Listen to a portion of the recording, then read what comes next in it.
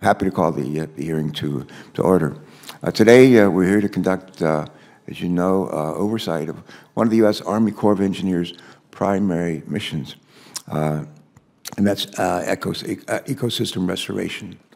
The Army Corps of Engineers' work to support commerce through navigation and flood control is, I don't think it's an overstatement to say it's the backbone of our economy. It's a big part of what we do in this nation.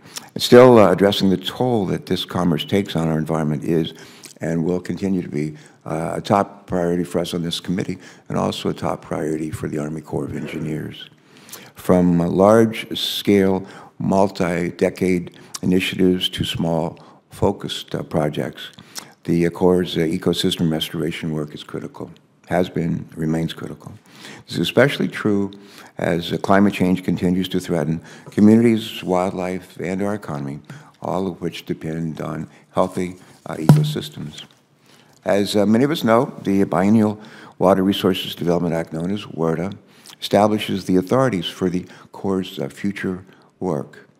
In I think it was 1986 WRDA, Congress first directed the Corps to lead restoration efforts for the upper Mississippi River, laying the foundation for an expanded environmental restoration role for the agency. In every WRDA since then, Congress has expanded the Corps' ability to address critical ecosystem restoration. From the Great Lakes to the Gulf Coast, from the Chesapeake Bay to the San Francisco Bay Delta, communities across our country have benefited from this important work. Most recently, we expanded the Corps' definition of ecosystem restoration in WRDA 2022 to include factors such as climate change and coastal and riverine restoration. Last month, Assistant Secretary Connor sat right there, and he testified before our committee that the Corps' budget request for fiscal 2024 included more than $650 million for aquatic ecosystem restoration, the most ever in a budget request.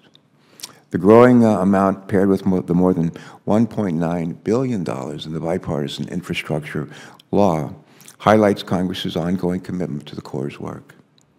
These funds, however, are only the tip of the spear when it comes to the long-term needs of the Army Corps in this regard.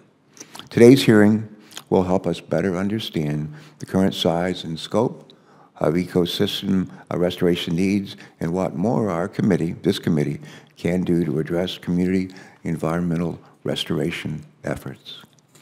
The Corps' ecosystem restoration portfolio includes roughly 140 ongoing ecosystem restoration construction projects and studies.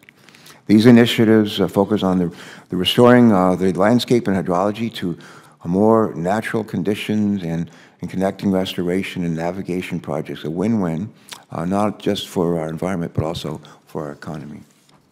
For example, let's take Poplar Island in Maryland. Poplar Island it could be Popular Island in Maryland, but it turned out almost to be a non-existent island in Maryland.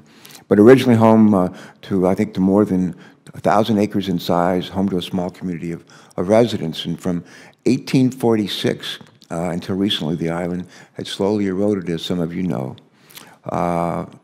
from what it was down to about 4 acres. Imagine that, 4 acres. Thanks to the Corps' work, pairing dredged materials from Baltimore Harbor and channel maintenance projects with environmental restoration, Poplar Island has been restored from 4 acres to more than 1,700 acres today. The project exemplifies how the Corps' ecosystem restoration mandate supports the economic activity we depend on from our ports and harbors while creating wetlands and wildlife habitats. And according to Senator Cardin, it's a beautiful place to visit. I'm sure when he arrives, he will reaffirm that. Today, we'll hear more from our witnesses about the Corps' role in specific ecosystem restoration efforts. That includes the Everglades in Florida, along with Tres Rios in Arizona, and the Crab Bank Seabird Sanctuary in South Carolina. Before we do, let me offer a couple of thoughts on each of these efforts and then turn it over to Senator Capito. First, there is the Corps-led Everglades restoration, which includes Lake Okeechobee, the second largest freshwater body in the contiguous United States. And if Senator Stabenow were here, she would tell us that Lake Michigan is #1. The effort and Lake Okeechobee is the largest ecosystem restoration effort in the Corps' federal portfolio.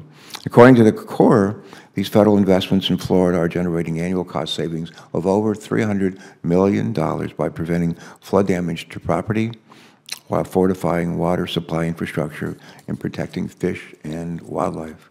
Next, there is Tres Rios in Phoenix, Arizona, an aquatic ecosystem found in the desert that unifies flood control, ecosystem restoration, and recreation. This project includes an engineered levee, as well as the restoration of over 1,200 acres of wetlands, hiking trails, nature trails, and much more. These wetlands are critical for a state that is going through an historic drought. And last but not least, there is Crab Bank Seabird Sanctuary. I love that. Crab Bank Seabird Sanctuary in South Carolina.